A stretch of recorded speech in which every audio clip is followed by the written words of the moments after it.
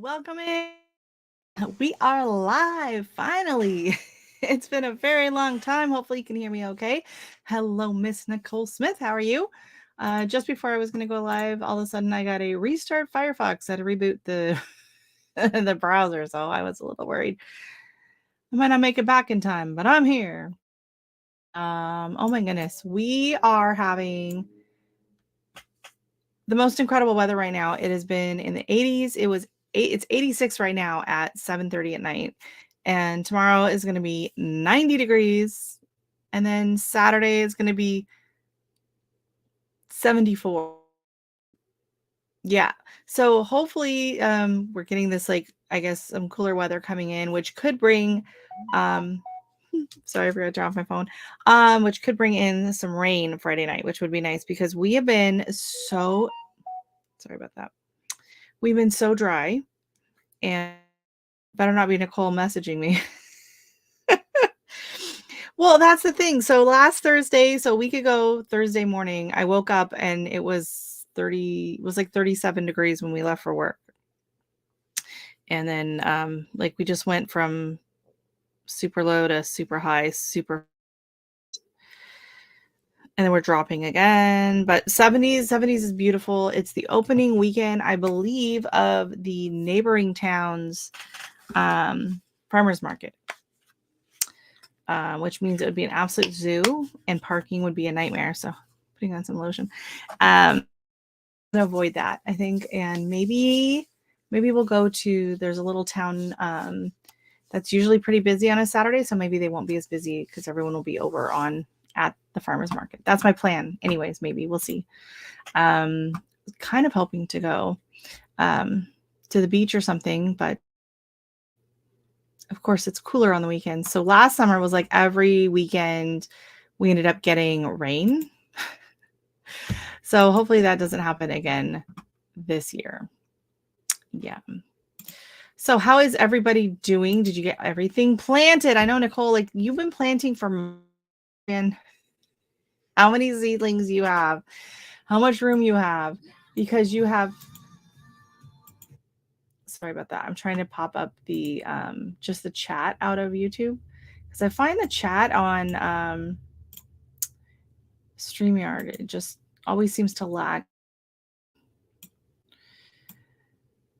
You haven't stopped planting. You keep saying, "Oh, I'm going to get these seedlings in the ground. I'm going to get these." Well, stop starting seedlings. First of all, that would be, I think, that's what you need to stop doing. Stop starting more seedlings every time and get what you need into the ground. This lighting, have like some sunlight's coming in, but yeah, this weather just. It went from so cold that I couldn't leave the plants out last week during the day, some of the days, because we were leaving early for work. And then when I was able to start planting this Saturday, we were at like 80 degrees. So these poor seedlings went just boom, right into the heat, and it's been dry. I've been watering. Some of the days I've been watering like 3-4 times a day. I'm out there. I'm growing lemon tomatoes. They're called lemon. That's what the tag says. And they are the most dramatic plant ever. I've had to water these every couple of hours. The other tomato seems to be doing fine, but I have 2 of the lemon ones and they are just wilting all over the place. So I keep watering them and they seem to have perked up. So let's get established. They'll be able to, not be quite so needy. But everything is planted. Absolutely everything is planted except I've decided I have a few things left over, and so I'm going to plant a few of the 4 o'clocks up at the top of the hill. So at this point, they've survived. Tomorrow's going to be 90 degrees, so maybe tomorrow night, especially if we're going to get rain coming in. Otherwise, it can wait till the weekend. At this point, I'm done. I am exhausted physically and mentally. Just trying to figure out where on earth I put was just very overwhelming. And I think part of the problem is because we had all of our stuff in that area where the greenhouse was, and it just became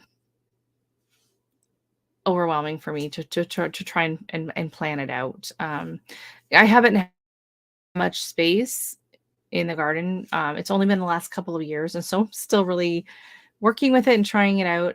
But I think it's going to be really, there's going to be a lot of flowers this year. There's going to be a lot of veggies. I planted cucumber, um, name. So I have like I guess a regular cucumber. Then I have the Armenian cucumber, and then I have cucamelon, and then I have some yellow early squash and some zucchini.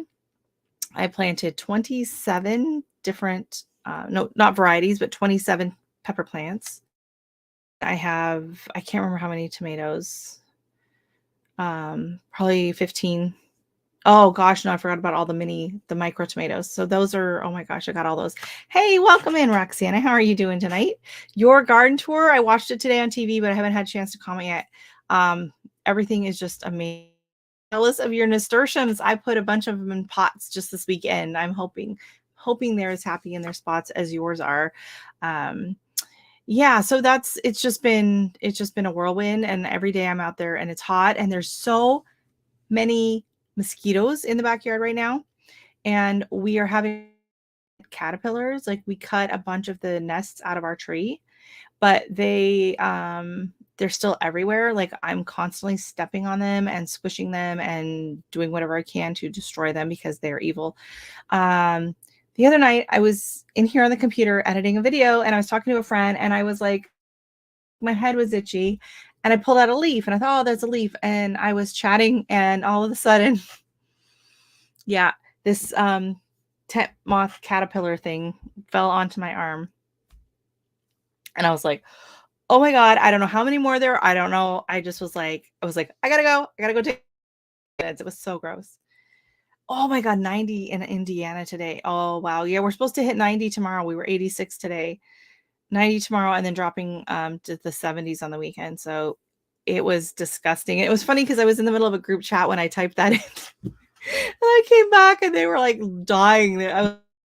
Thank God this didn't happen during my live. Can you imagine?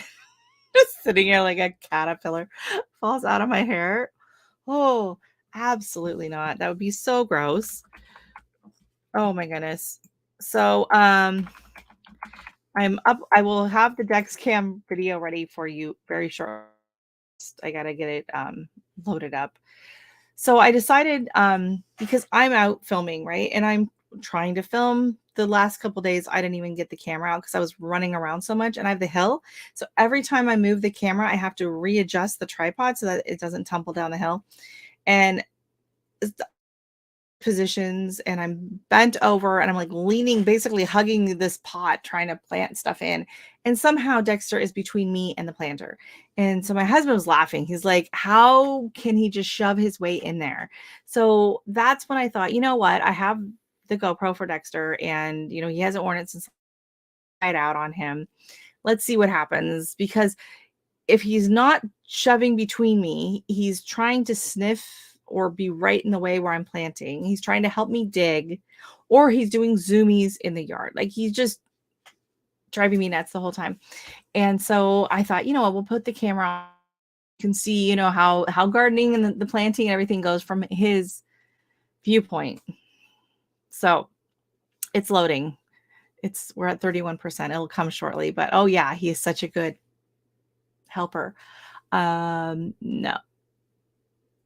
And I can't really block him off such a small space, and it's all of our garden. So his cat in the garden, the cat had a GoPro. Well, you'll see, because people keep asking me, oh, why don't I do more with the GoPro with Dexter? You'll see why. You'll see why shortly. Apparently he needs more videography. Is a class you can send dogs to or not for this? It does not come naturally to him. Yeah, so you'll get to see it. It's funny, but it's going to need some heavy editing to put this out as a video. But I thought, you know what? I'll just show you the raw footage during my live. I can just kind of on the side. I'll keep the volume down. You just watch what Dexter's up to while I'm working. You watch the whole thing. I would too. Who was it? I think Jess on Roots and Refuge the guy came, one of her friends came, and he put cameras on the chickens. That was really fun to watch. And she put cameras on the dog. They uploaded the footage. The dog just had gone out and taken a nap all day long. That's all he'd done. He just walked outside and took a nap. So that was hilarious. Hi, Heartland HQ with Dink and Tank. I believe that's Diana. Oh, Tammy. Tammy, right? Yeah, that would be fun to watch. This is taking longer than expected. I had to reboot the whole computer. I was having some issues beforehand. I got on. I finally got everything to load up at 7:29. I was like, oh my gosh, I'm really pushing my luck here tonight. Yeah. Oh, and I word link. It will drop your link, and if you type in the word weather and your city, it will tell everyone the weather because we are gardeners and we are obsessed with weather. Tamra, Tammy, Tamra. Got it. Got it. Look at that. Oh, we've dropped to 83 at a cooling. Weather Houston. I'm afraid to see what it's like down there. Oh, you were cooler though. Oh, 86. Oh, wow. So we were almost the same today. 46, 40. And our humidity was low today too. That was really nice. We actually have the air conditioner going. My husband wanted to try it out before. Desperate in case there's an issue because he was kind of working on it last week. And so then he's like, should we try it? Should we try it out or whatever? I said, if we're going to try it out and we're going to have the air conditioning on, let's do it during my live so that I'm not in here like sweating it out, right? Not barking at you, just stating. Oh no, she's barking. Yay, I got it right. I'm trying to remember people's names. I'm always bad at that. I love it when people put their name, their channel is their real name. It makes it so much easier. I did not do that. I was not smart like that. But Nicole was. So that makes it a lot easier for sure. 88. We're starting to get into those temperatures. I'm really hoping to see some rain so I don't have to keep watering. Oh, and I did do 3 large planters over at the neighbor's house. We had 3 large planters left. So they're over on her property, on her fence, which gets full sun. And I keep forgetting I have 2 more Roselle that I want to those containers. But those containers are basically just kind of what I had left over. So they're a bunch of cannas, 4 o'clocks, and then a smattering of some peppers and a couple petunias and a gomphrena. My gomphrena is, I'm going to do that, adding my name. I really should have. Branding our channel. Okay, so yes, so they are changing. I'm assuming the HQ stands for headquarters. But I'm not going to assume because I assumed MT Homestead stood for MT as in mountain. I in my head always called them Mountain Homestead. And then I heard people talking about Empty Homestead, thinking it was the word empty and homestead, which I thought was a great homestead idea name. I never realized that they were the same channel. MT stands for Mike and Terry. So, So I'm assuming a quarters, but I've learned not to assume. All right, so here, let me get this loaded up. I will get video file. Let's see. I haven't done this in a long time. I'm not going to have the, and now I want a margarita. I always want some soil and a margarita. Sounds delightful. All right, let's get this video going. Where is he at? I just saved it. I swear this computer hates me sometimes. Here we go. So like I said, okay, gotta stop. I'm going to turn the volume down because my neighbor is mowing. So we're just going to mute. We're just going to mute it, and I will just talk while we're watching the Dex cam. I think some dogs are like taller, I guess, and they probably like it sits on there a little bit better. He does have an option to have it go underneath his chest, on his chest here, but I think he's too short. It would just smash into everything. Oh, I should also add oh, really? Oh, I knew immediately I knew what a margarita is. Thank you. There's Dexter. So this is what Dexter does is he goes as soon as I put the GoPro harness and he stands right in front of the door. So the doggy door, normally he can go in and out, but he can't fit through it with the camera on. So he's just sitting at the door waiting for someone to let him in. I think the problem is he only wears a harness when he's going for a walk. So he's never gets the harness put on in the backyard. And so here he goes. Here he goes. Nope, not too far. And so basically he just thought we were going to go for a walk or someone was going to take him for a walk. And so he was just waiting by the door, ready to go. So we have 11 minutes, and I would say probably 8 or 9 of those minutes are just Dexter staring at the sliding glass door. I'm in the garden. I am calling him. I am promising him treats. I am throwing his ball. I was more distracted. I didn't hardly get anything. I could have just done regular filming, would have been easier. But this is him. This is him filming. And he is so wild every other time. As soon as I put the GoPro on him, he calms down. So I'm thinking of maybe just having him wear the GoPro every garden. I don't know if he would eventually be desensitized to that or what. But I mean, this is I mean, oh yeah, this is going viral, right? Like this is great. Great footage. Like so I think I'm out into the garden and you'll see him running around a little bit. But yeah. Daisies are margaritas in Spanish. So me being Mexican, people assume that, oh no, we're just a drink. Yeah, I enjoy a good margarita myself. Haven't had one. My daughter likes making them. She makes a mocktail, but she doesn't like salt on the rim. So she's always trying to convince me to let her put sugar on the rim. There he is. He just, in case you wondered, know that the video is still going. It's still filming. Yeah. Oh, there was a fly.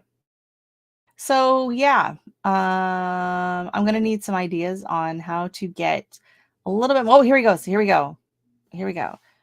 A little bit more excitement on the GoPro because he's fast. I like mine on the rocks, but lots of salt. I'm a salty girl. Oh, and then he was rolling so that he was like trying to get the camera off. Yeah. But here he is on the hill. So you can see I had gotten the flamingos in already that day. My lilac is blooming nicely. He's right now he's sitting under, so hopefully they don't fall on him. Yeah.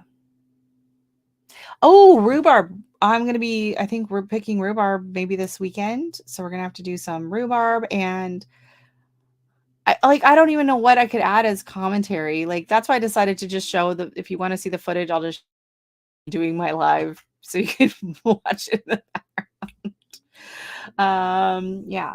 So yeah, I'm going to be doing rhubarb. I usually make a rhubarb crisp, and then I usually make rhubarb syrup, which is my daughter's favorite thing. So I make the rhubarb syrup and we keep it in the fridge, and then you can just a splash of club soda or whatever and a little bit of gin, and it's really good.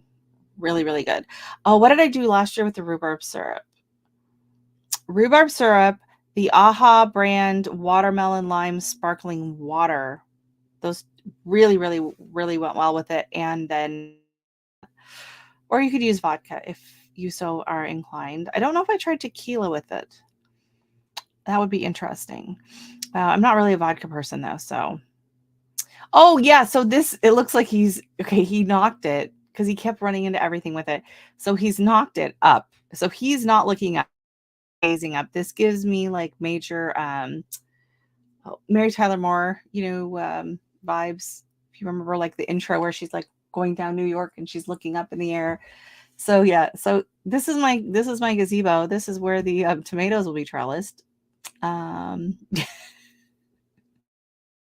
Oh, Dex. So I would like to try and get him more used to wearing the GoPro. The thing is the harness is pretty cumbersome, And to take him for walks wearing it, I would have to somehow hook the leash to it because it wouldn't have fit over able to attach his harness, the leash to his regular harness underneath it. And I don't really think I'd want him with a collar. We don't do a collar as much, and pugs aren't really, they're not great on a collar. I don't want to hurt his neck. So I don't know. It would be really fun to be able to get some nice footage out for a walk. It's really fun from his perspective, but he just this is this is up the side of my house if you ever wanted to see this shot. There's the new vents my husband had to install because we kept getting birds. Yeah, he's back at the door. He's just like, "Doo, doo, doo, doo, doo." Oh, now he's going back. There's the arbor, which will hopefully be covered in vines soon. So on that arbor I planted on the left-hand side, I have an Armenian cucumber and then the Hasuka cucumber, I think it's called. And then two of the cucumber. Oh, and then he keeps shaking. As soon as I get the camera situated, he shakes. And then, yeah. He's lucky he's cute because he is such a little turd. And he, I don't know if you saw my Instagram, but so neighbors next door, he absolutely adores them. And so they come to the fence and they will stick their hands through and they will pet him. So he has two distinct spots where he can go and get his pets. Well, the neighbor, she came over and she was petting him, and then she was walking up her side of the fence watering. And Dexter decided to follow her because he wanted her. And in order to get to her, he had to go through my planter that I just planted 4 pepper plants in. So I was watering at the same time. So he got blasted with the hose, and then she felt really bad because he was just trying to get to her. So of course, he didn't get any of that on film. No, no, no, no. He's so smart. Oh, but yeah, so this is him. He's just sitting next to me while I'm waiting. I'm planting stuff. He's just sitting right next to me. I'm like yelling. I'm like, go do something. Go run around. Go chase a bird. I think I see a squirrel. I think I see no. And he's heading back to the door. Do, do, do, do, do, do, do, do, do, do. Yep. Back at the screen door. And he cannot figure out why he can't get in the door. Yeah. See, he's gonna try. So the doggy door is in the screen door part. My husband retrofitted it. And so the sliding glass door is shut. He won't fit through with the GoPro on his back. And I don't want him knocking it off or hitting the door. So we had to shut the door. So he can't figure out why he can't just go inside and why no one's just opening him. I saw him eating from the starter tray in the last video I watched. I was like, yeah. So, hey, our treasured home, welcome in. How are you doing? Oh, I'm glad. Yeah, it's just, yeah. So this is Dexter with a GoPro. He's like the worst videographer ever. But if maybe I'm just gonna have to do this if we have company over or something, and I just need him to sit quietly at the door. I will just put the GoPro on him, and I won't even have to turn it on. He won't even have to know the camera's not even there. Poor Dex. And I'm wondering if it has to do with, so years ago, with our other pug Gizmo, my parents had bought him this pack, and it was supposed to help dogs. They say it's supposed to help them like on walks and stuff if they're tugging or they're not behaving well. If you put a weighted jacket on them, so they think they're working. It gives them a job to do, so to speak. Put like 25% of their body weight or whatever in these packs to help dogs. So we used to put it on Gizmo every once in a while, and it was kind of nice if we were going somewhere you could put some of his things in the pockets and whatever. So I'm wondering if this is kind of has a similar thing to it. Like Dexter suddenly thinks he's working. That's the case, and he's just trying to get out of work because he's just trying to go inside the house. So I don't know. But at least he's almost filming me in the garden. Like I'm shoveling dirt into a bucket, almost getting it on film. Oh my goodness. So how are you doing? Got everything, you had everything planted? Does anyone have anything else left? Are you starting like a second round of anything? I forgot that I had planned on dropping some he shakes all the time. Dropping some sunflower seeds in when I plant. Normally when I plant I usually add some seeds to it to just kind of offset the season. So I haven't done anything like that. I've done that with zinnias in the past as well. I did not have great germination with zinnias this year, so I don't know if I'm going to bother with that or not. If I'm going to stick more things in the ground or not. And we're headed back to the door. Yeah. We're we really got a good shake that time. Too bad he can't turn and show you the tomato plants. The tomatoes are like right there. He just turned a little bit. You can kind of see them. So I planted the tomatoes on Saturday, I think it was, and I swear they are already bigger. I finally photo yesterday, but I did footage of it when I was planting them. But yeah, I've already noticed they've grown. Like they are loving this heat as long as I can keep them watered. He's back at the door. Oh, Dexter. What a ninny. Yeah. Oh my goodness. Oh hey, coffee walks and whatever. How are you doing? You just slid right in. Nice to see you. You just finished planting everything. That's amazing.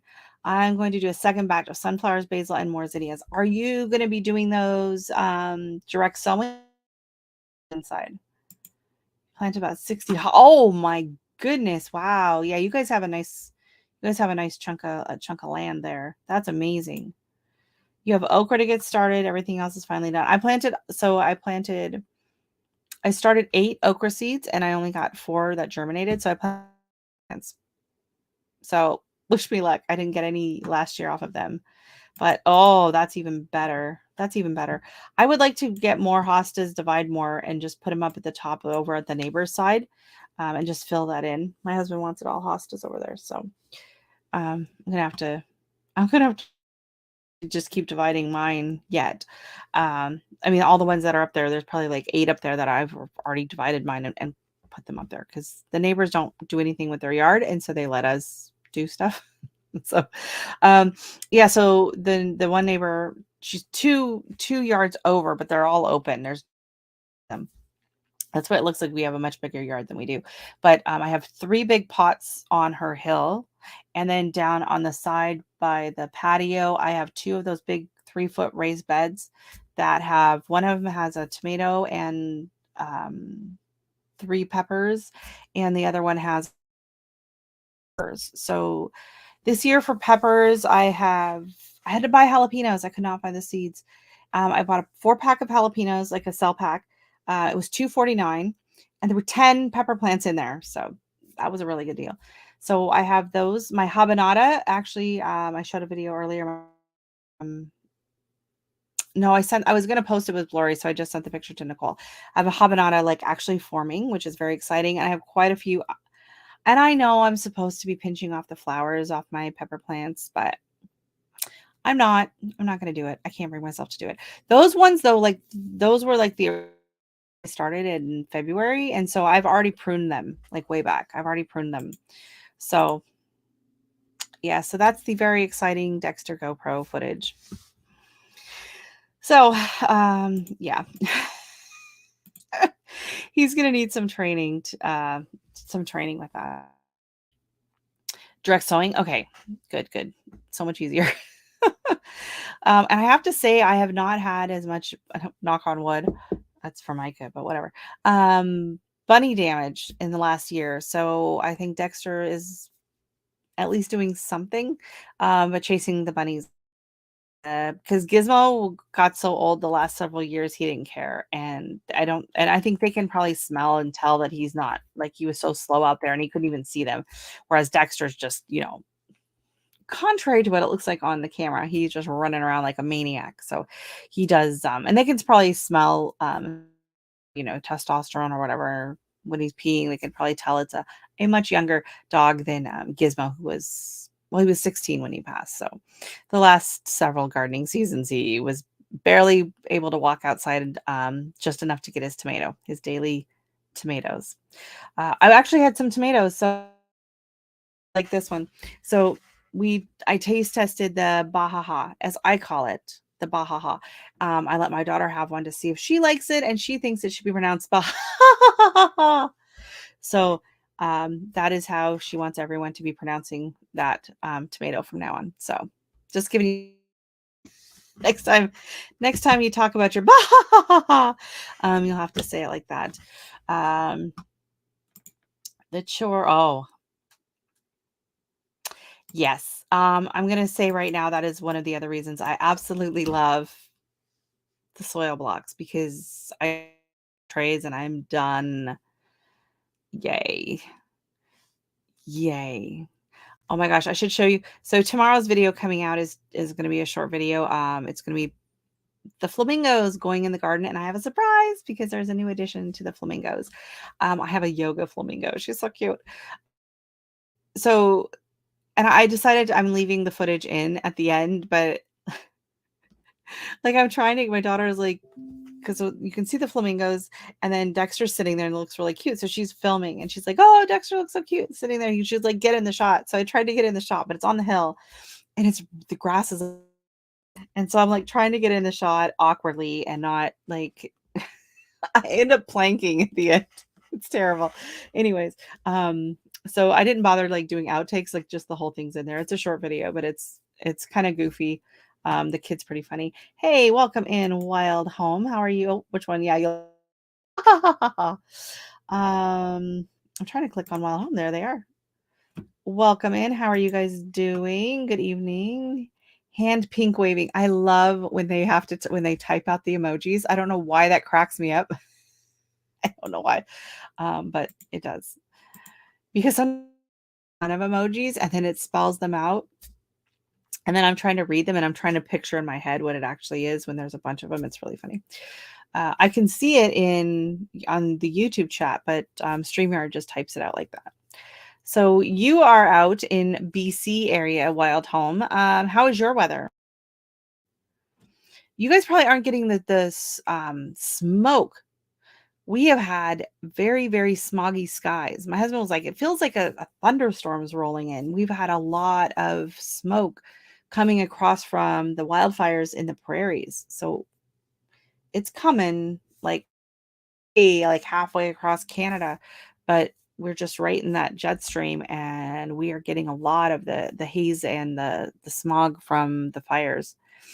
And now there's a wildfire over in Nova Scotia as well. So the season has started a lot earlier than normal this year. So hopefully we'll be getting some rain coming in. You have sunshine right now, smoke. Sorry, my thing keeps flashing. Smoke last week, but not now, thankfully. I know. Yeah.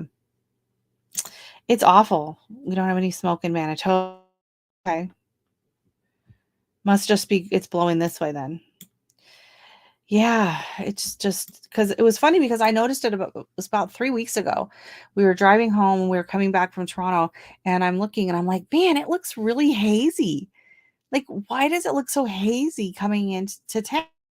Husband's like, I don't know. That's really weird because it was like, beautiful, clear day. And you could just see in the distance this haze. And then we got home, we were watching the news that night, and they're like, smoke from the fires have made it to southern Ontario, and they're going across even over into the Maritimes. So, yeah, it's really sad. I, yeah, I don't know. I have a bit of a phobia of fires. I did when I was a kid. I lived in Alaska, and we had a forest fire right behind the house. We kind of lived on the edge of the property, and there was like this big field behind the house and then a fire, and the fire trucks came in through our fort. So I think that could be part of it. I'm still bitter about that. They could have gone around the really cool fort we had built, but no, the fire truck just smashed right through it. But it was very terrifying as a young kid to see that. I was always very, very terrified of fires. I am so glad you came in. Thank you. Oh, I'll probably do a short because there wasn't a lot of useful footage in that video, but we're going to try and get some better Dexter GoPro videos this summer. We're going to work on that. Maybe we need more treats involved. I should ask my aunt. My aunt is a dog trainer. She and she travels all around. She was been on the US agility team and gone to Europe a few times. She's gone to the AKC finals in Florida last year, was it? And she teaches agility as well. And so she's got a new pup that she's training with, and he is so cute and he's so frisky. And so she's showing these videos over a jump, and then he'll like spin, and then he'll go to the next one. And so I was like, "Are the spins part of it?" And she goes, "No, the spins are not good for your time." And so then today's one, she posted another video, and I was like, "I kind of miss the spins. Really missing the spins." She's like, "You're not helping." So some ideas on how to get Dexter to be a little more comfortable with the GoPro, or maybe he just needs to wear it more often, or have him put it on at the dog park. Maybe, I don't know. Would that be like the weird people at the dog park with the GoPro? Neighbor looked over the fence and he's like, "Is Dexter wearing a GoPro?" I was like, "Yes." And he's just sitting here. So wasn't very exciting. Yeah. Yes. Yeah, I'll have to ask my aunt. I don't know how she does it. Like I like her dogs are so fast. You watch them go through those weave poles. The amount of time and training that goes into any of those is just amazing. I was watching the AKC because they were, when was it, in the fall? I can't remember when it was on, but you could watch it on YouTube. They were playing like the different heights and everything on the different channels. And so she has border, they're kind of in the medium, and then she's got one in the taller category. And then I got stuck watching like the 8-inch, like the little tiny, oh my God, the little fluffy papillons when they're just, it's like, just looks like a little mop running through it's crazy. It's just amazing the training, getting those dogs to do that. I can't even imagine. Like we tried like to get Dexter to jump through the hula hoop. It did not go well. So we're gonna have to work on that. We're gonna have to work on some new tricks and training with Dexter. I actually think he's extremely agile. Longer legs and definitely a much higher leap than Gizmo had. So I think he would actually be more, and he's a lot thinner than Gizmo. It's funny the difference. So like Gizmo, he was a typical pug. Like as soon as his food touched the tray, like he had inhaled half of it, and like it gone. Food was gone. And Dexter was like that a bit at the beginning, but now my husband will put his food in the morning, and sometimes he doesn't eat it until the evening. He'll eat it like once a day. It just sits in the tray. It's just very weird. And he's also has more I don't know, a little bit more like animal instincts than Gizmo did. So he's obsessed with burying his bone. Gizmo never buried a thing in his life, could have cared less about anything like that. Dexter's tried to bury his bone in the garden, buries it in the couch all the time, in a blanket, under the cushion. When we got new to us couches a couple months ago, we pulled the old couches out and the cushions, and we found like 20 different bones, like in all stages of being chewed on, that he had shoved into the cushions to hide. Um, and it's just funny. It's just a very different personality than Gizmo had. He was just never cared about that at all. So what is my, I don't know what's going on. It's like there's something to do with my graphics card, and I only have like nothing else is running. I got to make sure nothing's running in the background, but it's like it just keeps flashing. I don't know why I keep losing my, I don't know if you can tell, like if it's showing up on the thing that is flashing at all. Just all of a sudden the whole screen goes black and I can't see any comments. I can't see what I'm doing. It's very distracting. I'm just going to make sure I disconnect everybody else out. And I don't know, like I have a decent processor thing on it. I don't know, video card. I think that's what it's called. That would work. So we got some new people coming in. Let's say hi to the Urban Harvest. How are you doing? Welcome in. That's a nice little logo. I like that little house with some green on it. Very cute. Like the logo. And we have our little group in here tonight. I think Nicole fell asleep. Uh, yeah, so I've gotten a few tomatoes to try. The Bahaha, as my daughter says, we now have to call the Bahaha, and Tiny Tim. I got some red ones off of that. I had 2 ripe ones on my orange hat, and they both went bad. They split on me before I had seen them in there, so that's very upsetting. So I never really got a chance to taste them, but they got a lot more to come, so it's really exciting. And what have I harvested? The bok choy. I've harvested lettuce, green onions, and lots of herbs. So I've got dill. I made a really nice pasta salad the other day, and I used the chervil, dill. I have basil, parsley, lots of different basils, parsley, and cilantro. And my borage is blooming. It's beautiful. It's up at the top of the hill. I just planted it. It's blooming like crazy. Last year I tried one and it was very small when I planted it, and then it got totally smothered by the calendula, and it ended up like it didn't last for I think maybe a month, and then it died. It was gone. So I have 2 huge, they're like 2-3 feet tall, and they're blooming. They're absolutely beautiful. So they are out in the garden. You will be seeing that coming. So I spent all Thursday afternoon, I did 4 hours in the garden, and I did the front yard. And then that video came out. You've already seen that. And then on Friday, left side of the yard, and you saw that video. And then Saturday, I did all of the tomatoes and then the peppers and a lot of the pots. And then Sunday, I did part of the right-hand side. Monday, I did a bit more. Tuesday, I did a bit more. And then yesterday was kind of like cleanup, organizing everything. But I'm still not quite done. Like I still have my pots are sitting out there. They all need to get hosed out. It's been so hot the last few days that it's like, you know what, I'm going to go in in the morning. Once the heat comes, I come in, and then I'm going to go back out. But this weekend is going to be nice and cool, and hopefully get some rain coming, and just cooler temperatures next week. So I'm like, you know what, we work today, we're working tomorrow, and it's going to be 90 degrees. So I'm like, you know what, I will do that on the weekend when it's much, much cooler and I don't have to worry about it.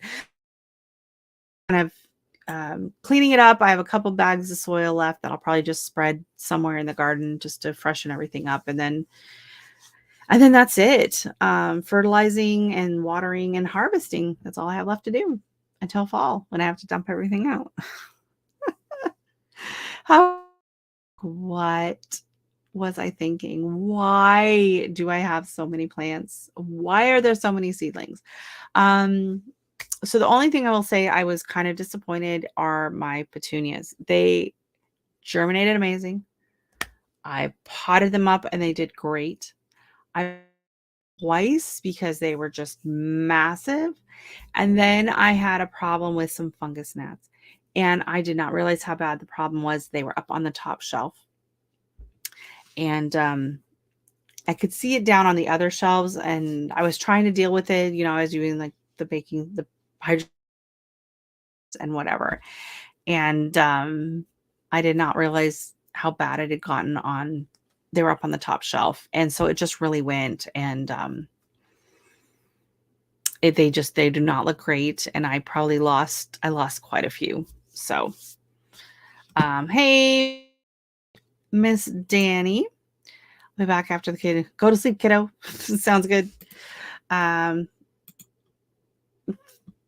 Thank you. I vacillated all week long between, oh my gosh, I don't have enough plants, to, oh my gosh, where am I going to put all these plants?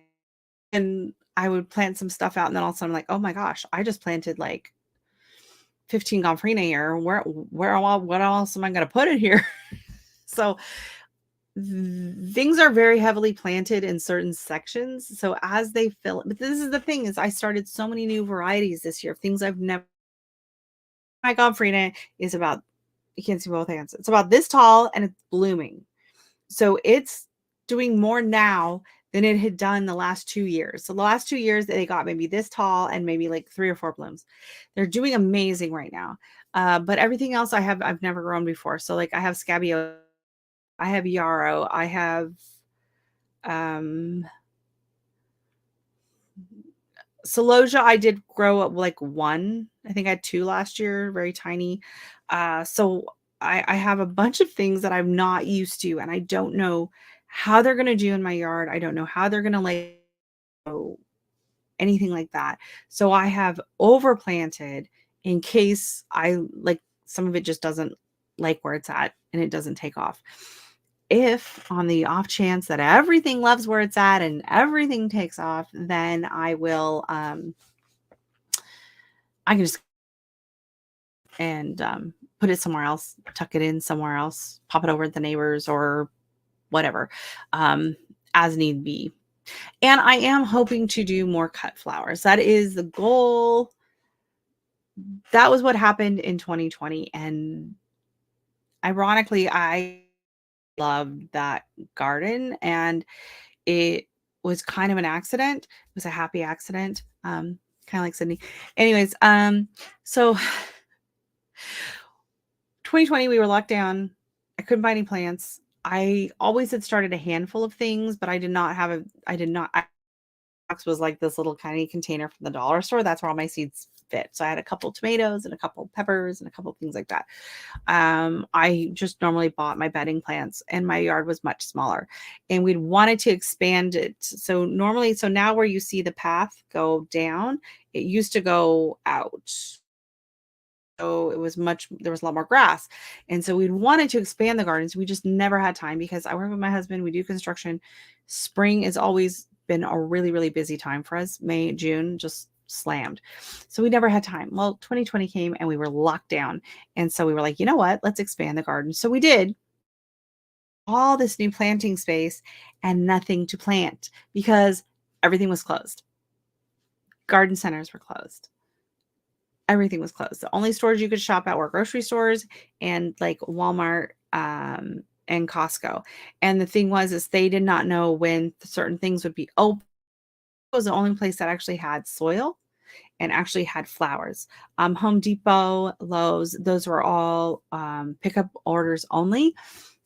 They didn't even order in gardening stuff until later that season. So there was just absolutely nothing. So my husband went to the dollar store. Dollar stores were open.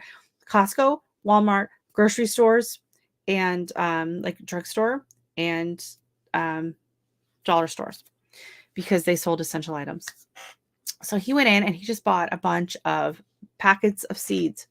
And so that year I just sprinkled it over the garden and I had two different kinds of asters. I had the alyssum, I had the sweet William, which you will see in the pictures. The sweet William patch is enormous now. It's like 5 feet in diameter. And I know I should thin it down and I should cut it down, but when it is all in bloom, it is so glorious. It's going to be blooming soon. It's starting to open. And so it was just a handful of those kind of, I don't know, cheesy flowers, but I had so many of them that every week I was making 2 or 3 new bouquets. I was giving bouquets away to friends. I was having my daughter come over with her friends and making bouquets. And it was absolutely loved it.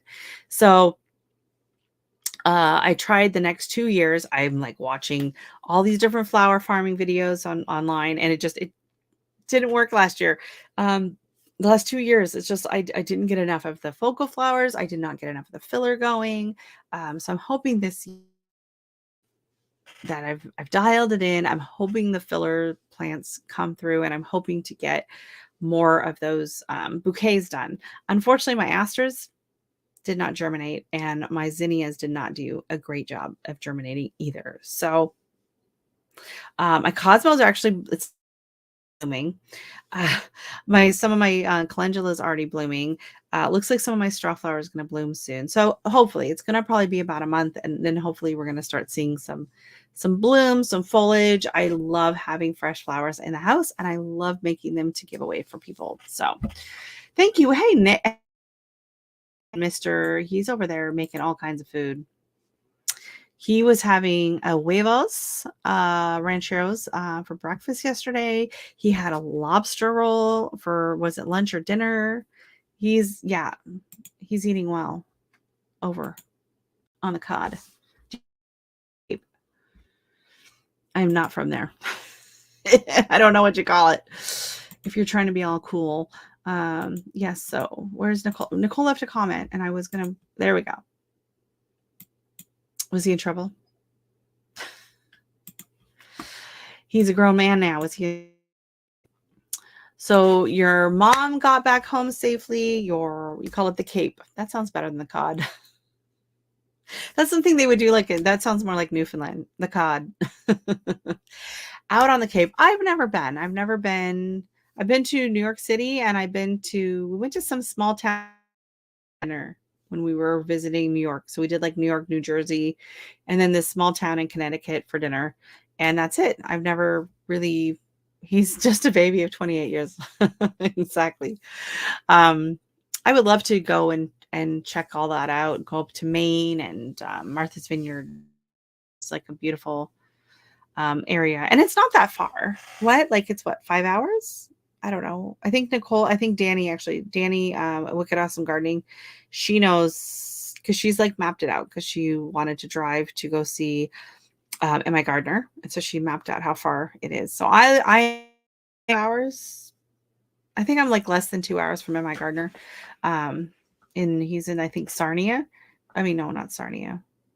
It's on the other side. Sarnia is the Canadian side. He's in a small little town just north of Detroit, which I've never been to. Well, unless you count a layover. Because when I moved, oh my gosh, you guys want to hear a story? So when we got married, I had been living in Florida, and my husband flew down to Florida where my parents were at, rented a U-Haul, packed all my stuff in it, and towed my car back home. He had all the papers, everything. I was in the process of going through immigration. So they told me, do not leave during this process because we need to call you, you're not supposed to be out of the country during that time. So I couldn't go down with him to pack my stuff and bring it back. So I had talked to him. It was like Saturday. He was supposed to be getting in Saturday night. And so I went to bed and I get this phone call, and it's like 2 a.m, Sunday morning. And so I answer it, and I'm like, he's in Windsor, in Detroit. He's stuck at the border in Detroit. They won't let him cross the border with my car, even though he has all of the information and everything, because so she's like, yeah, she's processed all the paperwork, all my stuff, because I'm allowed to bring in a certain amount of things when I move, right? That initial move. But if I wait, on the car for like a later time, it doesn't all come in at that same initial on my vehicle that I already own, just because of the timing. And so he had an old Volkswagen Standard. And I'm like, I comfortable driving a clutch. It's like what, 4.5, 5 hour drive, middle of the night. I'm not driving that. So fortunately, his friend and our neighbor was still awake, but he was hammered by this time. But they let me take their car. He came with me and we drove flying in the middle of the night on a Sunday morning down to Windsor just so I could show my ID and sign a piece of paper and then drive all the way back. So that is my experience with Detroit, as I've been to the border office there. Yeah, customs. I've been to customs but I was still on the Canadian side. It was a Canadian customs. So it was the worst road trip. Actually, we had a blast. We had the windows down. We were listening to music, and we stopped at we made stops along the way, and we went to this one Tim Hortons, and it was like right at the end of the shift, and they were like dumping everything. And so they sent us about with this bag full of bagels and donuts. So, and we had these huge coffees. So by the time we got there, we were like so hopped sugar. I don't think I've ever eaten that many donuts in my life. So we actually had a pretty good time. And then on the way home, he passed out and slept the whole time. So I just, and then I was following my husband with the U-Haul and whatever at that time. So we were going slower, but actually it was an entertaining, it was one of those things. I was much younger. This was 20 years ago. Actually, right around this time. Yeah. Right around May, because we got married in April and then he went down not too long after. Because my parents decided to sell. They were living in Florida and they decided to sell and move. And so by the time between when he booked the flight and the U-Haul and then got down there is when they decided they wanted to move and moving back to the West Coast. And so they had a lot of, ended up, and the people that were buying it did not want some of the furniture, right? Like they're like, do you want the furniture? Do you not want the furniture? And so they didn't want to ship everything back with them. And so they just had my husband go and he just traded in for a larger U-Haul. And then they ended up giving us a couch, a table, like a bunch of stuff they were getting rid of. And we actually had, so they bought those couches in 96. They're beautiful, nice leather couches, two couches, a couch, a love seat, and a chair. And then they had it in Oregon when we bought it. And then it went to Florida with them. And then it moved up here in and we actually just had to get them replaced because the leather started tearing on the seats. We still have the chair though. They were very, very, very, very well made couches and super comfortable. But yeah, and then it just was just kind of had them. But the only thing I didn't get were my rollerblades, which I'm pretty sure were in the trunk of my car and did not make it up here. So I don't know what happened to that. So yes, memories. Hey, Faith, how are you doing? Thank you so much for popping in. Smash that like button. Yeah. Thank you so much. Hope you're having a yeah, so just taking you down memory lane. That was 20. Oh my gosh, how was that 20 years ago? How was it 20 years ago? Sorry, husband got head. Oh, those husbands just getting in the way of your good time. Here, don't forget to hit the like button on your way out, and I will see you later. Thank you so much. And I'm forgetting to pop these things up here. Saying goodbye, hello, hello, goodbye, hello. Had to water my garden. Nice. Oh no. You know what? I am in love with my retractable hoses. So my husband bought me one last year for Mother's Day and installed it in the front yard, and it is amazing. And he bought another one for the back and love it. Love, love, love it. And it is amazing. So one of the hose reels he bought for $25. And the one in the back he got for 10. I don't know how he does this. He has the best luck. Yeah. So whenever anyone in circle gets a really good deal on something, they say they got a Randy deal. Because he gets amazing deals on stuff. So yeah. So my $10 hose reel, which it's not hose link or hose. Is it hose link? Hose. I'm not saying right. Hose link? I think it is hose link. It's not a hose link. I don't know what the brand is, but yes, I am a lucky duck. And it is amazing. Because I used to have one of those. So it's for the deck, right? For watering the deck. So I have to go down the pathway, like to the arbor and get a lot of the stuff at the bottom and then come back up onto the deck and water stuff. And the last several years I've been using hoses. It's a freaking nightmare. If you remember like the old telephone cords, just constantly gets tangled around. It was an absolute nightmare. And guess who always got tangled up in yeah, Dexter. He's still getting tangled up and he can't understand how the thing's moving on its own as it's retracting, and he still manages to get wrapped around it every time. But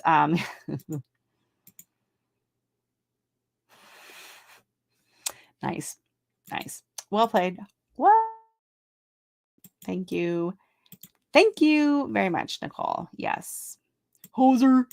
Oh gosh, I haven't heard that in a long time. Oh my goodness. So coffee walks and whatever. Have you got all of those planted or did you just acquire plus hostas. Oh my god, are they all different varieties, or are they all See, that's the problem. So I had like a plain green one and I had a variegated one. No idea what the varieties are because they were gifted from a neighbor's yard. And then I bought one from a plant sale again. And so I have gone through over the years and I just keep dividing.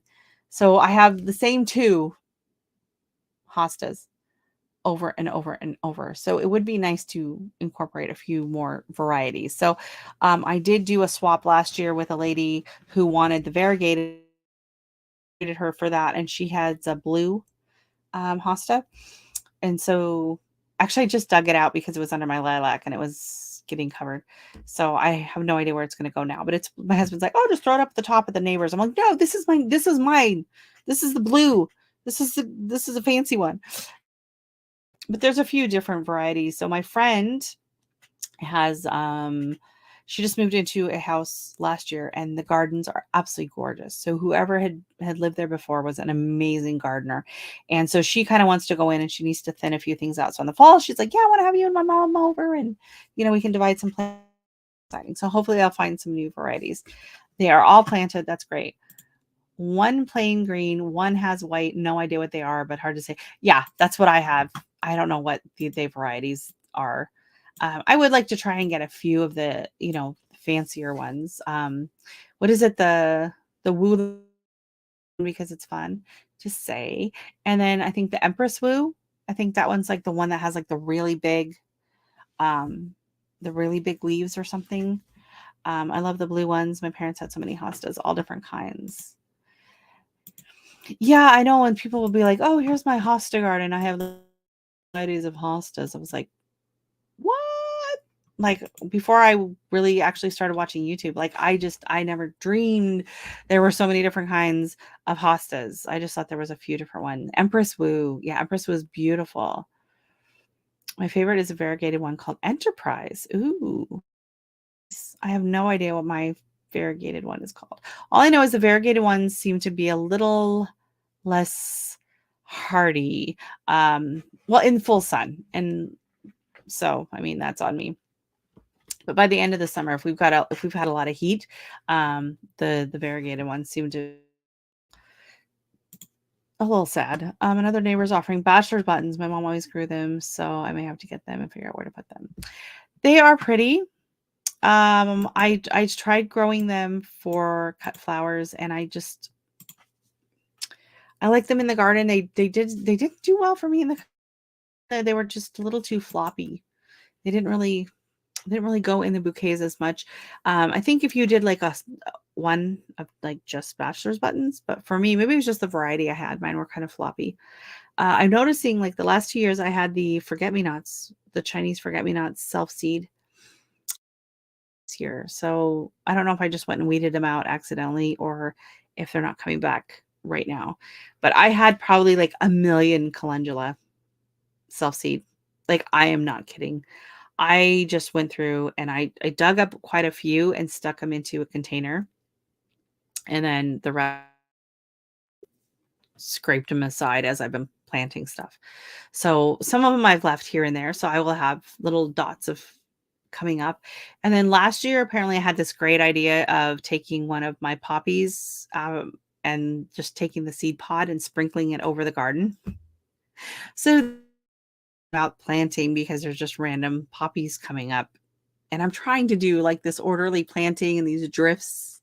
And then I'm like, oh, and then there's a poppy. So I left them. We'll see how they look. If I hate it, I won't do it again next year. We shall see. We got daylilies, peonies. It's all nice.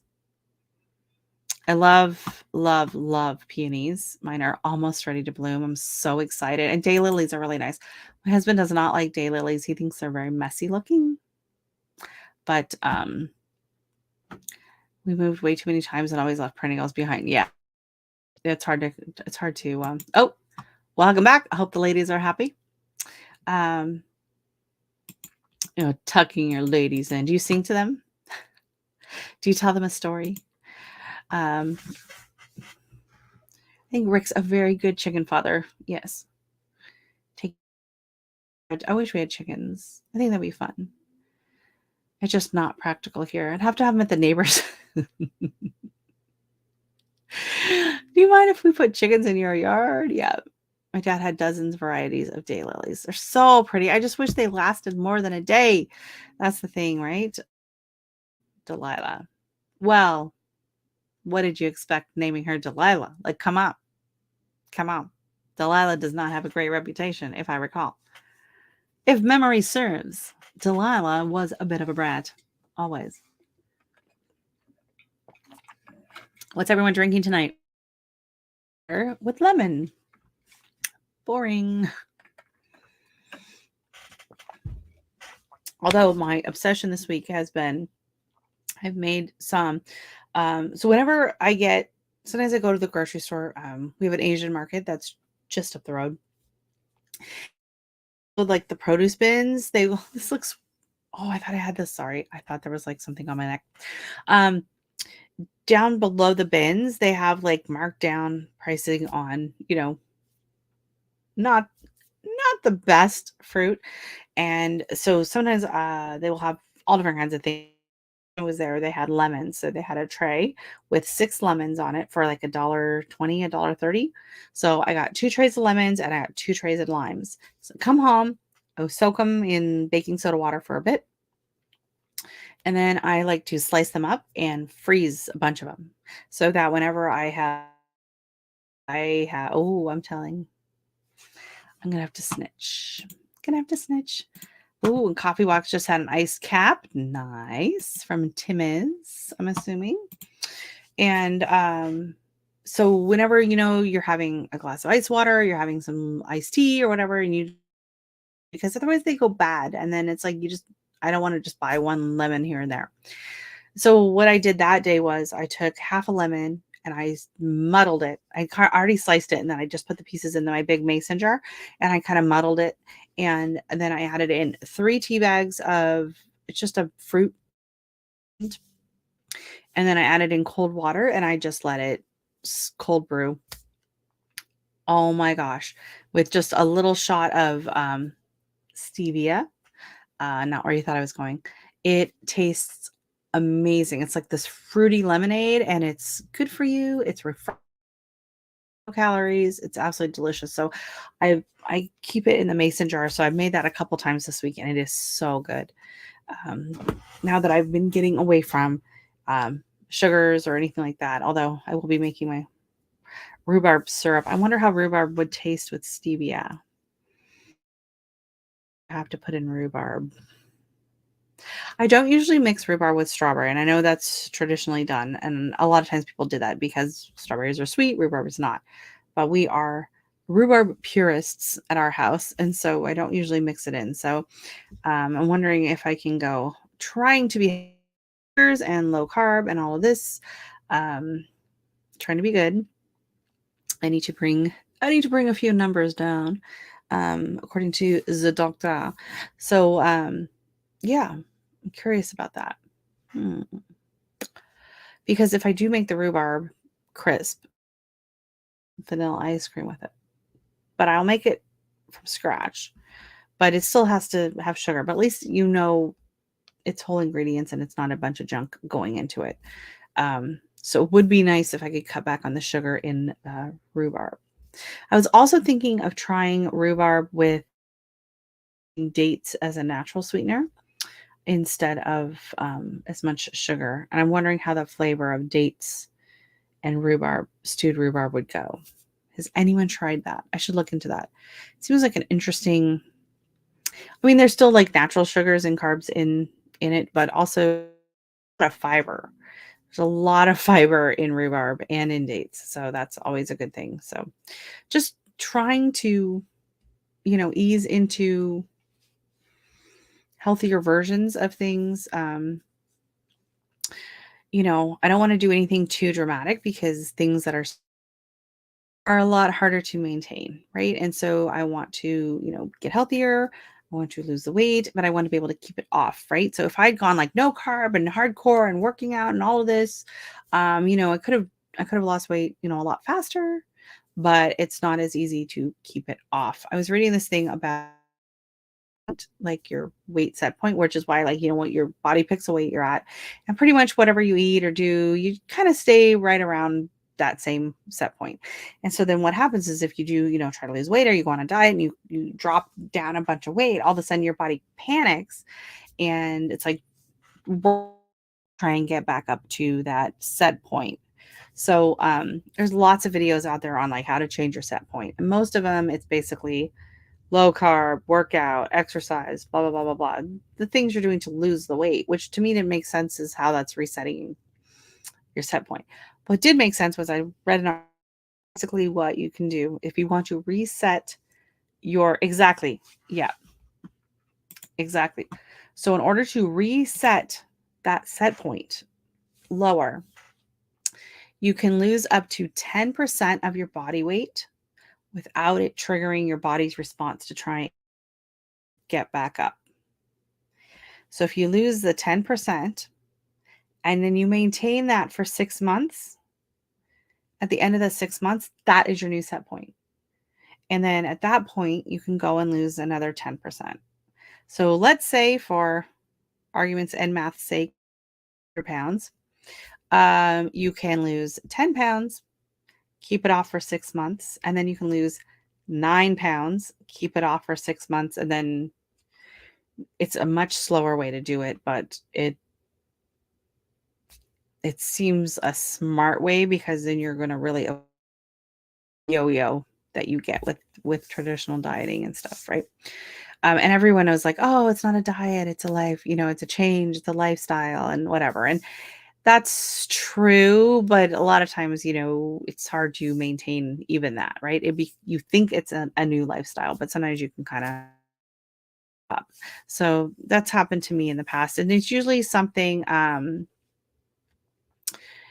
it's usually something that happens. Like I'll be doing good and going, and then something happens and it just triggers a change.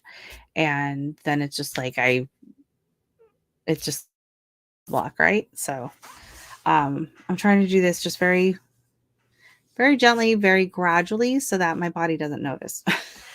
I think that's the point. I'm just trying to do it very, very gradually and to where it's still, I'm still enjoying what I'm doing. I'm still, making things with the family that they don't need to lose weight. So they don't need to go, on a diet. Everyone can be healthier for sure and eat healthier, but they don't need to lose anything. So, I don't want it to be like, oh, because that's how it was growing up. My dad would go through these phases where we're not eating meat, and then, oh, we're only eating meat, and then a couple of weeks later, be like, oh, we're only eating raw food. But the whole family had to do that when he did it, right? And so I don't want to do that. Trying to encourage healthier, eating and habits and more veggies and things like that. But I don't want it to be like, okay, well, because I'm doing this because, my or whatever were high, they're not, theirs are fine. So I'm not going to push the lifestyle changes on them unreasonably, right? But like we're cutting, we've cut out like all bad oils and cut back a lot on, sugars and stuff. Like my daughter, in like when we make iced tea, she likes the stevia and she'll put stevia in her iced coffee. She doesn't like it on like in a regular cup of tea. She, like regular black tea, she likes the sugar in that. But, she's only having it every so often. It's one of those things where it's, you win some, you lose some. So just having her do more food and drinks, I'm really happy with that she doesn't mind the taste of it. So yeah, it's just kind of going slower and slower, and it's an easier mindset because if you think, oh my god, I got to lose 40 pounds or 50 pounds or 30 pounds or whatever it is, it's very overwhelming. But if you say, I'm going to lose 10, and then when you lose that 10 pounds, and you're like, I'm going to lose 10 pounds, right? It's easier on the brain. Hey, welcome in, T-Nog. How are you doing tonight, Miss Linda? Are you sweltering down south? We are actually quite warm here. We're going to be 90 degrees tomorrow up here in Canada, which is very exciting. Everyone in. So yes, we were talking about our healthier journey. I'm trying to just figure out how to make rhubarb healthier because it is so tart.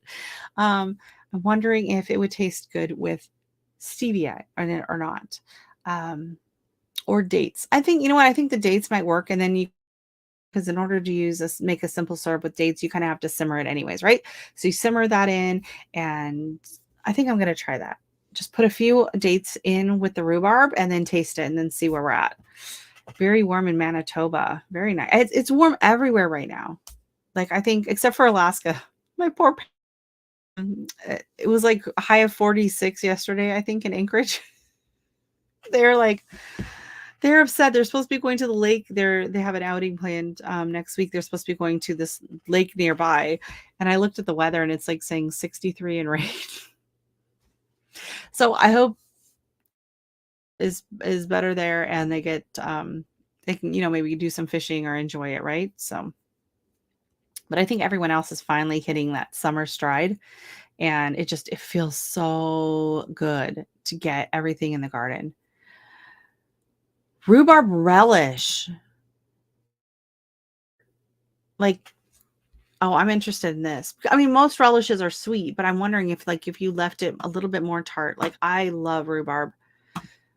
See, I usually make a rhubarb syrup and basically I just simmer rhubarb in water, a little bit of lemon and sugar, and then the strained out rhubarb part we use like as a compote, or like put it on toast or whatever. And then the syrup we use to mix in with like drinks and soda water and stuff. So um I'm wondering if I could make it a little bit more and not have to make it as sweet. I'll have to look into some savory rhubarb recipes. I am so happy to finally have my garden planted before the heat of summer really sets in. Girl, you've been hot for months. You have been hot for months. Yeah, Rick, we're gonna need you to open that can and taste it. You do a video. Do a video. Try the rhubarb relish. What would you eat that on? That would be interesting. Would you have it on toast? A sandwich? Hot dog? I don't know. I'm picturing it like with like cream cheese on a cracker, but I don't know. Yeah. Yeah, you've been crazy hot. But you have, oh my goodness, you have had so many tomatoes already this year. It's been a great year for you. She said hot dogs. That is very interesting. All right. Can you have her send me the recipe for that? That would be awesome. And my good friend has a huge rhubarb patch at her new house. And she also gets a like a farm box delivered. And during rhubarb season, she ends up with a ton of rhubarb. So last year, we went over and we harvested a bunch of her rhubarb and just brought it home. So that was awesome. So I'd like to try as well. Like I made crabapple jam, no, crabapple jelly. I made garden huckleberry jelly, and I'd like to try rhubarb jam. And then and can that this year. I've never made it. I've never had enough. Normally I just have enough for crisps, and we love the crisps so much that's why anything else with it. But this year I'm hoping, especially if I can go harvest from her garden, I can get enough to do a few new things with it. Yeah, so last year was my first year ever canning. It was very exciting. I did the crabapple jam, beets.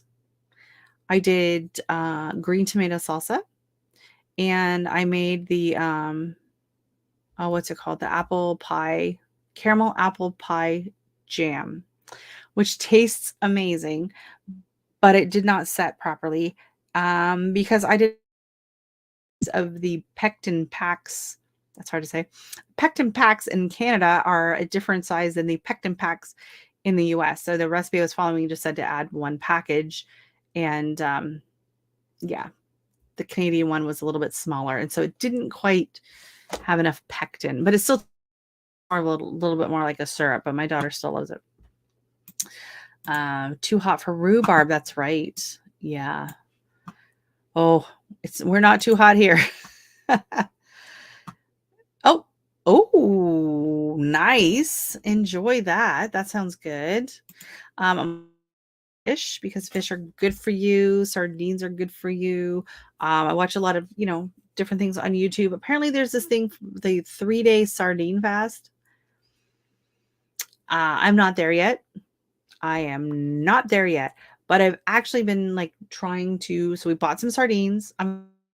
kid. So we bought some sardines canned, and we're trying to incorporate that more and enjoy it. And it's actually, I don't mind it. I love pickled herring. I grew up eating a lot of pickled herring, being as my mom is Norwegian. So I've always liked pickled herring, but sardines were just never really diet, so to speak. So trying to come up with kind of ways of eating it that's not just on a cracker, which is still really good. So last week, actually, I made a mackerel dip. So we bought some canned smoked mackerel at Costco, and I made a dip with some cream cheese and fresh herb to put on crackers, because when I lived in Florida, one of my favorite things was there was this called smoked marlin dip. It was so amazing at this local fresh, this little tiny fish shop, and they made all their own little like fish spreads. And so I made that last year with some canned mackerel, and that was really good. You grew up eating sardine kipper snacks with buttered saltine crackers. Yum. See, yeah, that's very the whole British thing, right? Um, yeah, I used to like sardines, but I'm not sure I could eat them now. Yeah, well, we're trying to get the ones that are either say olive oil or packed. I'm trying to avoid any of the bad oils. So a lot of them are packed in like soybean oil. So I'm trying not to eat that.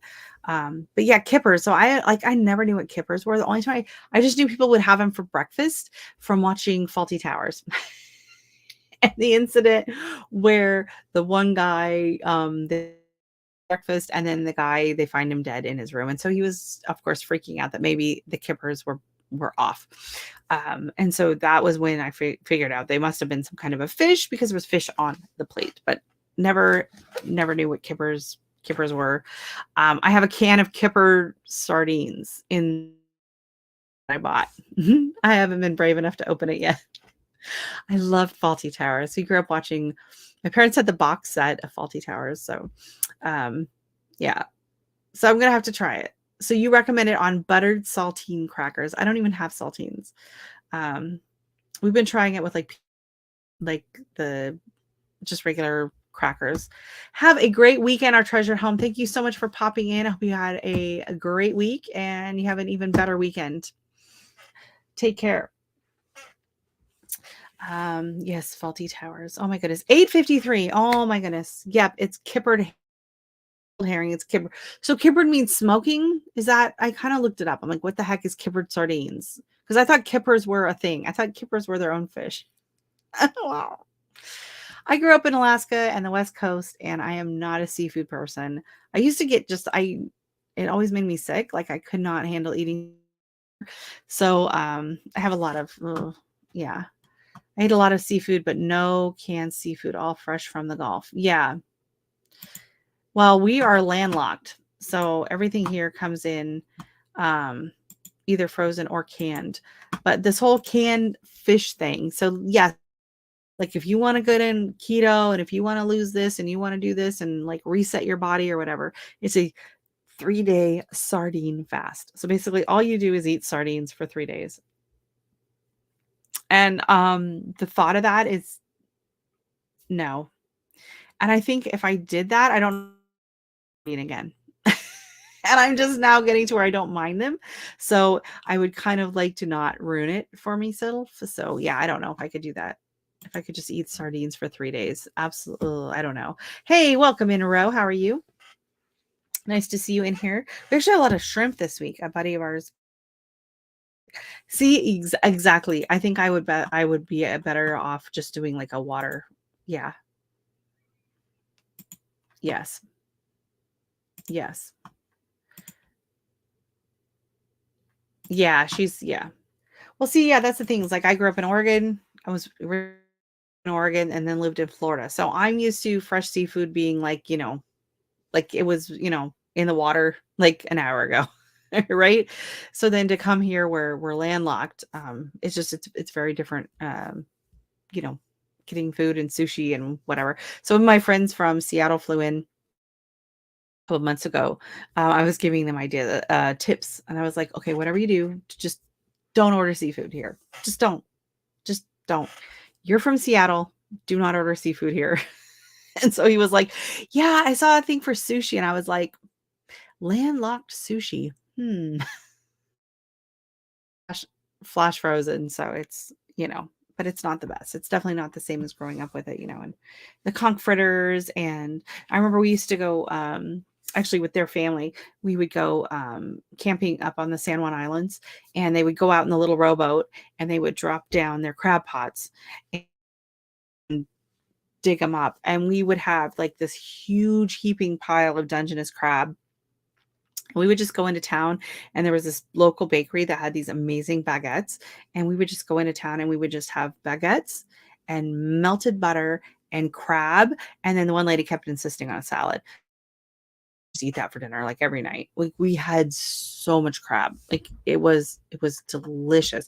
And then they would actually they were into, like, diving, and so they went down diving, and they got, like, some super deep water shrimp, and they would get mussels and clams and oysters and all kinds of stuff. Like, it was, like, if you were into that. I'm not into the whole raw oyster thing, though, no. It was like it was like, so it was like the drawn butter. So my mom would, like, melt it, and everything was cooked, like, over, like, on the wood, right? Because they would bring their own, like, apple wood and stuff to cook everything on. Like, we ate good. We ate good. And then, of course, we were in the San Juan Islands, which are famous for their delicious white wines. So it was really, really good. Yes. We have a river across the road from us, but I'm not a fan. I see, I'm trying. So growing up, my parents were really big on salmon and halibut. And I'm not a fan. I'm not really a fan of cooked fish. So I love smoked salmon. I love, like, cured salmon, like lox. I love sushi. I love, like, ahi. I love, like, the raw tuna ahi. Um, but once the so I make it, we buy it at Costco. You can buy, like, the ahi. It comes prepackaged in, like, the cryo packs, and I sear it on each side for just a couple minutes. And if it starts to get, don't like the texture of the cooked fish, I much prefer it when it stays like that raw, tender, um, texture flavor. I don't know what it is, because all of a sudden once it gets cooked, now it tastes like tuna, and I love tuna. Like, I canned tuna. I do like canned tuna, like tuna fish sandwiches and stuff like that. But uh, the ahi gets cooked too much. Um, yeah, it's weird. So I'm trying to reintroduce myself into seafood, and I'm trying to do that by trying different cultures, ways of eating different things, because just to add in a little bit more excitement. One of our neighbors gave us snapper. I think it's like a whole snapper frozen. And I'm, like, looking at this thing like, I don't know what I'm gonna do with this. So, my husband was talking to a friend of ours up the street who's Jamaican, and he's like, "So," and he goes, "Oh yeah." He's like, "Well, what do you do with it?" So we're gonna probably try his style of snapper. He likes to, kind of like slice it. So then it's like we got to thaw it to clean it, to scale it. I don't know what's been done to this. It's frozen in a bag. So yeah, we have pickerel there. I'm not sure if I've had pickerel. I'm sure I have. I just don't. Um, Canned tuna is not for you. You don't like canned tuna? I like canned tuna. I like on a sandwich with some dill pickles. I do like me some canned tuna or tuna melt. I was a kid a lot. I do like that. Um, oh wow, wow, wild meats. I'm not super, like, I wouldn't say I love game meats. Mm, Lamb, like, it has to be a certain way, and then I like it, but otherwise I find lamb a little too gamey. Goat, again, it has to be, like curry or, like, really, really strong flavors on the goat, and then I'm okay with that. But, yeah, I like canned tuna and, like, um, canned salmon and stuff like that, canned crab. I'll make, like, little fish cakes or something with it. I like making the salmon, fish cakes. Those are really good. Yeah. I mean, the rest of them I mean, I'm not, but when it comes to, like, the game, Like, our neighbor, we had some I've had moose. It's all right. I've had venison. I've had, um, up in Alaska, there was a lot of that going on. And, I don't know, it's just not my preferred, um, but it's expensive. But duck's very good and not just super gamey, but, yeah. So, anyone have any questions? Elk is good. It tastes like beef. I've had buffalo elk steaks, or was it stew? Again, like if it's cooked well and it's very well seasoned and it's tender, um, that's good. But sometimes if someone just like slaps it on the grill or whatever, it's like not. Yeah. Oh, good. Finally asleep. Finally asleep. Yes. So, do you guys want to? I know Nicole already watched it, but I will pop up. So I'm gonna keep talking. I'm just gonna play it on the side. So, a lot of people have been asking what happened to this cam, Dexter's GoPro, and so I'm just gonna play. I'll play the video, um, but I'm gonna turn off the sound because our neighbor was just mowing the lawn really loud. Um, what about possum? No, thank you. I don't think I've ever had possum, and I think, ma'am, thank you, thank you, thank you. I'm sure you could curry the heck out of that and it would taste delicious though, or deep fry it. I've had some weird stuff deep fried. You'll take your Dexter video on the side, please. Thank you. You're welcome. So this is Dexter with the GoPro camera on. And he basically just wanted to go back in the house. I think he wants thought that since he had the harness on, he was going for a walk and he couldn't figure out why we were out in the backyard with the harness on. And so this is the wonderful, wonderful footage. I was like, oh yeah, we're gonna go, maybe. Yep. We're just sitting by the door. And like he had spent the previous 3 days driving me nuts, being underfoot in my way, trying to dig where I'm digging, trying to dig up what I had just planted. And so I thought, you know what, I might as well get this on camera. This will be good footage. He's just a maniac. And then yeah. Yeah. So this is this is the psycho obnoxious dog in a GoPro. And he just stares at the door. He comes, it's 11 minutes long, and there's a few times that he'll come up into the garden and see me. But this was it. He was just sitting by himself. Um, the lawnmower is blaring that the neighbor had going, and yeah. So when I finally uploaded her watching it, we were just laughing so hard. We're like, what is he doing? Like, why? Why just sitting staring at a closed door? Like, are you kidding me? Like, oh my gosh, cheeky. I know. Like the only time he's calm is when he's wearing the harness. So yeah, we might just have him wear the harness.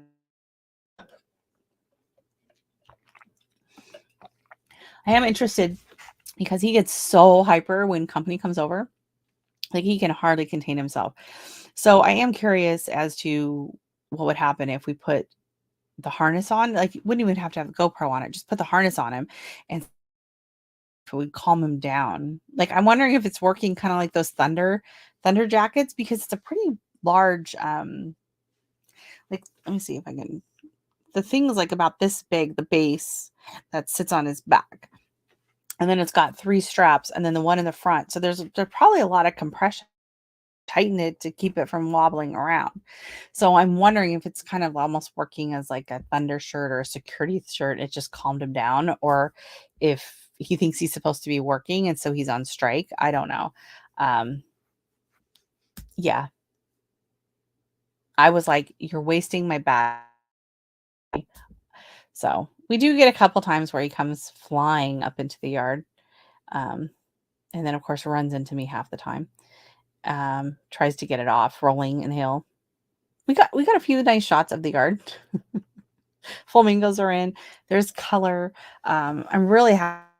in the garden bed, especially on that side, because it actually looks like there's stuff growing, even though it's just the ground cover. But colors coming in. I planted so many new plants. I got the Gomphrena, the Celosia, the Feverfew, the Borage, the Yarrow. Um, I plant on that side. I got um, Cosmos. A ton of poppies have self-seeded and are coming up, which is really exciting. My hibiscus is coming back. It looks like it made it.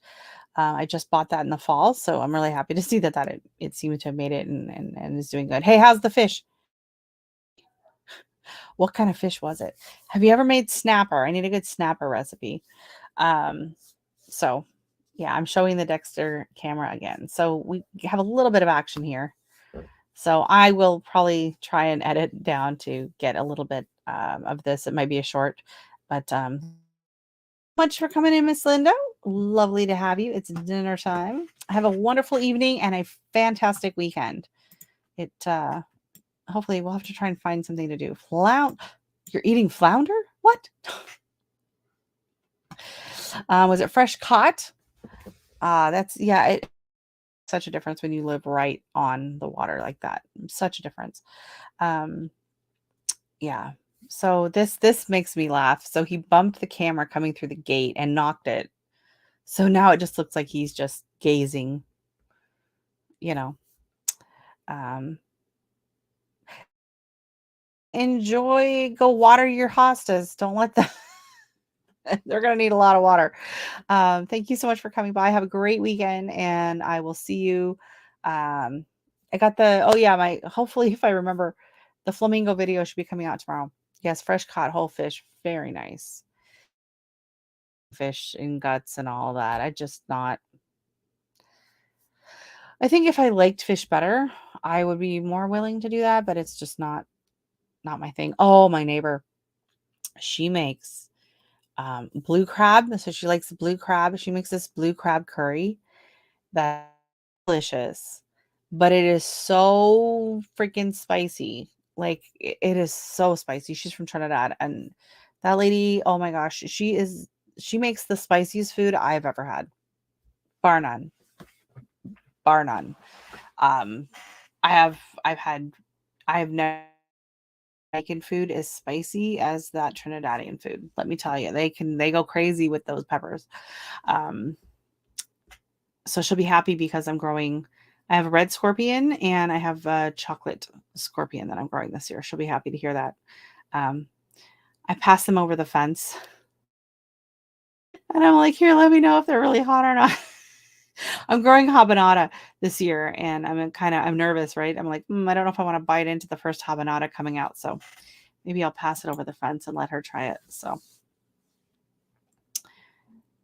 well, at least you can see some of the planters and some of the garden, but mainly just the house, just the back of the house, the townhouse, which is super exciting. Oh, Dexter. So yeah, we're gonna have to, I think, get him used to wearing the harness a little bit more, and then maybe get some treats involved. Play fetch. I was yelling the whole time trying to get him to run, to chase the ball, to do anything, and he just was not interested. So I don't know if having him wear it more often will desensitize him or not. So we'll have to see. Poor Dex. He's just not a videographer. He needs to be in place. He is definitely front of the camera material, not behind the camera at all. So yeah, he's just sitting next to me on the hill. Just sitting next to me. Probably sitting on the yoga mat, just chilling. Can you hear him in the background bar? He's downstairs freaking out. I think he can hear me talking, right? So normally once we come upstairs, we're like in the, watching TV or reading or whatever. He can't hear my voice, but I think now he can probably hear my voice and he wants to know why, if I'm up and I'm chatting, why I'm not down with him. And we're back to the door. And poor guy. And then he can't figure out why the doggy door is not working.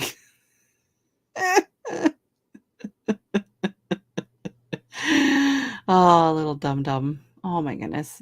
So it's been a long and exhausting week. I told Nicole, I was like, I'm beat. I was on like day 3. I'm like, I've only been planting for 3 days and I'm exhausted. You've been doing this for months. Like, how how are you doing this?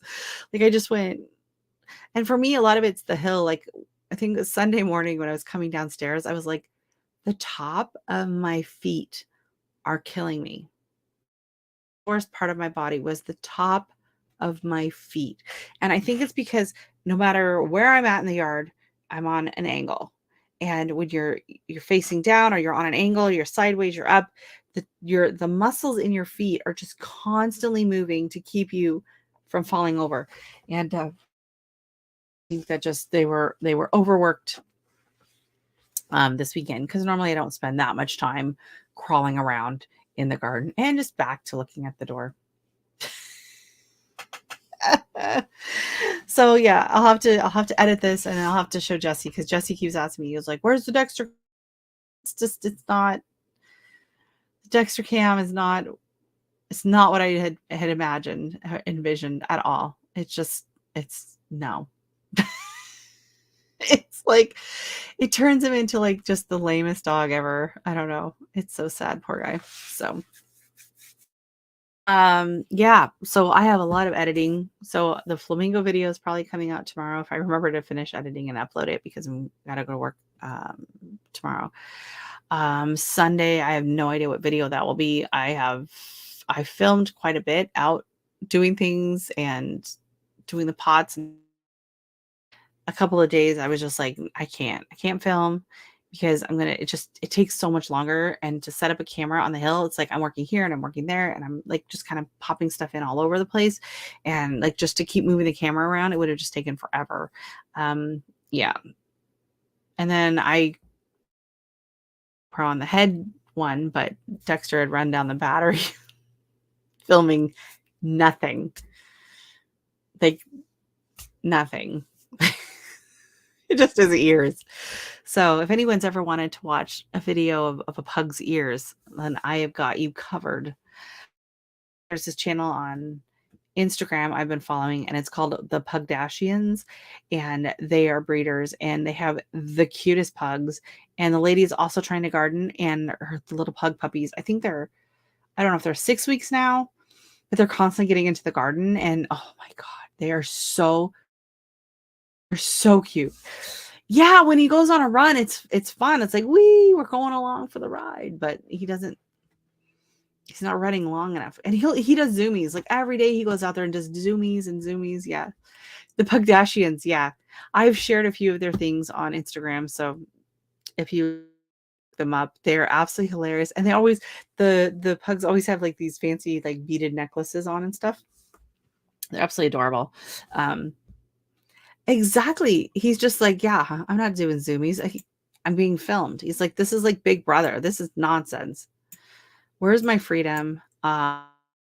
Nothing to do with this filming. I am not consenting. Yeah, exactly. He's like, I can't give away my tricks. I can't let those birds know what's coming. So, oh my gosh. So the birds. Okay. So we have a bird. The bird's getting bigger now. I saw sitting up on the back of the fence, and the daddy was bringing him worms. But last week, the baby was in the grass over the neighbors, and I don't know if like had fallen out of the nest. He was very tiny. He was not flying. We were out in the back, and all of a sudden the bird, Dexter was just on our hill. He was nowhere near the bird, and Dexter just starts barking. And I look, and the birds are dive bombing him, and they are squawking and they are screaming at him, and they are just bombing him. All of these birds. And I'm like, what's happening? And then I look and I hear, and there is a little tiny bird in the neighbor's grass. And I was like, oh my goodness. So I'm like, hopefully Dexter doesn't see the bird. And he wouldn't have seen the bird if they hadn't dive bombed them. But then he's like, oh, something is up. Like these birds, something is up. And then he heard the little tweet tweet. Okay. If you know me, you know I terrified of birds. The swooping, the whole, oh, I hate birds. I mean, they're beautiful to look at, but from a distance, I don't want them anywhere near me. So I see this poor little bird in the grass. I have to go rescue the bird. So I have to go and get Dexter and run and grab him. He baby bird when I grab him. And the birds, of course, are now dive bombing me. Oh my God. It was terrifying. I was like, oh, I came in the house. I was like, I was so freaked out. It was like, this is terrible. I'm not going to have like PTSD from saving this stupid little baby bird. I like let Gizmo, I had him locked in the whole evening. I was like, you're not going back out there. And he wanted out there so bad. Well, I tried to block the gate off and he got around that in a heartbeat. So, yeah, the gate does not work to keep him out anymore. So, I kept him in the house because I did not want to see anything birdie. And so Randy kept an eye out, and then he said he kind of saw him hopping over to the neighbors, and he went under the fence. And then now, I saw him sitting on the back, provided it's the same one, but he's a lot bigger now. So hopefully he will be able to fly and whatever. But man, there were several days when Dexter, I'd let open that door. Those birds were squawking at him. Learned his lesson. He would just like come back in the house. He's like, yeah, I'm not putting up with these guys. They can get really aggressive. So I don't know where that bird's nest was, but so that is why there has not been a lot of Dexter cam. I have to try and figure out how to get the camera to hook up. I'll use the harness with the camera, the GoPro, and his leash to go for a walk. I think maybe if we were out on a path or something, and we're walking along, there might be more of an interest. And if I'm pulling him on the leash, he's going to have to have the GoPro. So maybe this weekend, since it's going to be nice, one of the little there's that park area not far from here that has like the little creek running through it, and it's got some nice little trails. So maybe we'll try that and see if we can't get some better footage, because that is really pathetic. So anyways, I'm going to call it a night and say thank you so much for everyone coming in. And Bland's Promised Land Ranch is on. I don't know. I should drop their link. I would have to open up another thing. Let me see. I think I saw a thing where they are on. It was a couple of times I noticed that I didn't go live, and then they didn't go live either. And I was like, oh man, I should have gone live because I could have stayed longer. Let me see. I will find their link, and then you can go and check them out. I haven't been in their live for a while either. Yeah, I haven't been on since I think the beginning of May. It's been almost a month since I did a live. We had a lot going on, and we had some just a few days where I was just like, you know what, I'm not feeling like, having to be upbeat. It's saying, oh no, it's saying it's for next week. They are live next week. I'm looking on their thing. They've already scheduled it though. See, I'm so bad about scheduling mine ahead of. All right, so you're off the hook. You don't have to go watch Plans. I don't know what they're doing tonight. So anyways, they canceled. Oh, family stuff. Okay. I missed that because I thought I'd seen it was on there. So anyways, thank you so much for coming in. If you're watching this on the replay, you are a trooper. Thank you so much. Don't forget to hit the thumbs up and the flamingo video when it comes out, hopefully tomorrow. Maybe. We'll see.